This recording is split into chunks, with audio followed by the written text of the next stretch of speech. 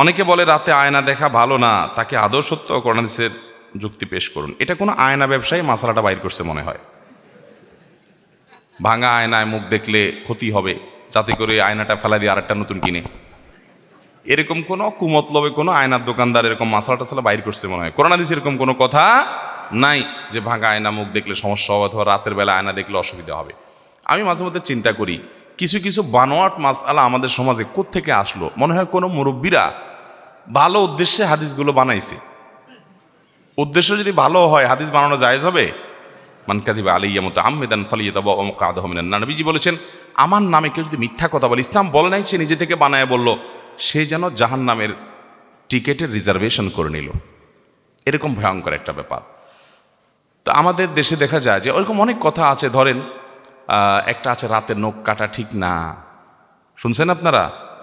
ভাঙা আয়না মুখ দেখা ঠিক না, ভাঙা প্লেটে খানা খাওয়া ঠিক না, রাতের বেলায় বা প্লেটের পানি বাহিরে ফেলানো ঠিক না। এসব ঠিক না ঠিক না ঠিক না যে বলছে, হাদিস কোরআনে কোথাও এটারে নিষেধ করে না, কিন্তু এই ঠিক না আসলো কোত্থেকে?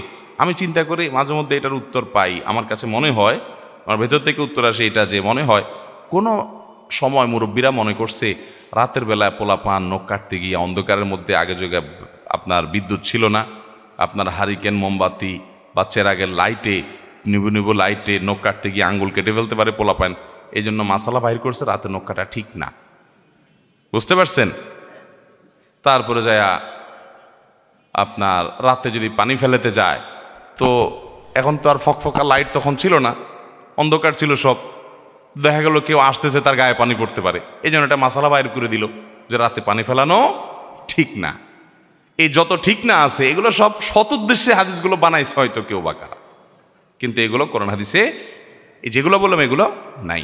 এগুলোর উপর আমাদের সাবধান থাকতো। হ্যাঁ, ভাঙা প্লেটে আপনি খাবেন না, সেটা হয়তো এই কারণে হতে পারে যে ভাঙা জায়গাতে জীবাণু থাকতে পারে, পরিষ্কার ভালো করে হবে না, এই জন্য আপনি না খাইতে পারেন, সেটা স্বাস্থ্যগত বিষয়। শরীয়তের কোনো সে এখানে নাই, নিষেধ করে নাই। এখন কোনো প্লেটের দোকানদার যদি ফতোয়া বানাই দেয় যে ভাঙা প্লেটে খাবেন না, ওইটা ফালে দিয়ে নতুন আরেকটা কিনবেন, তাহলে এটা তো ধান্দা হবে, বদমতলব হবে। বিধায় সমস্ত কথা কোরআন হাদিস দ্বারা প্রমাণিত নয়।